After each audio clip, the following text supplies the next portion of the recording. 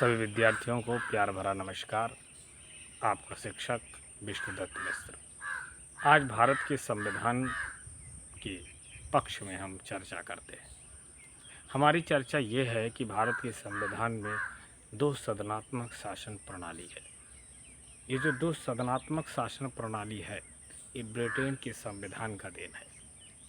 विद्यार्थियों, जैसे संघ स्तर पर, राष्ट्र स्तर पर जो हमारा संघात्मक सरकार का गठन है, जो व्यवस्था है, वो इस प्रकार से है। संसद है। संसद भारत के संविधान में भाग 5 में वर्णित है और भारत में संसद होगा या अनुच्छेद 79 अर्थात 79 का विषय है। संसद के दो प्रभाग हैं, जिसे हम राज्यसभा और लोकसभा कहते हैं। प्यारे विद्यार्थियों, राज्यसभा को उच्च सदन कहते हैं, जबकि लोकसभा को निम्न सदन कहते हैं। राज्यसभा भारत के संविधान के अनुच्छेद 80 में वर्णित है, जबकि लोकसभा भारत के संविधान के अनुच्छेद 81 में वर्णित है।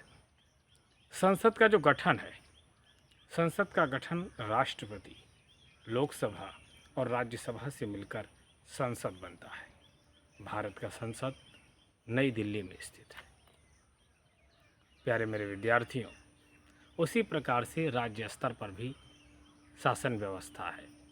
राज्य स्तर पर हम जिसे आप संसद कहते हैं संघ स्तर पर, वैसे राज्य स्तर पर कहते हैं विधानमंडल। विधानमंडल में दो प्रभाग होते हैं, विधानसभा और विधान परिषद।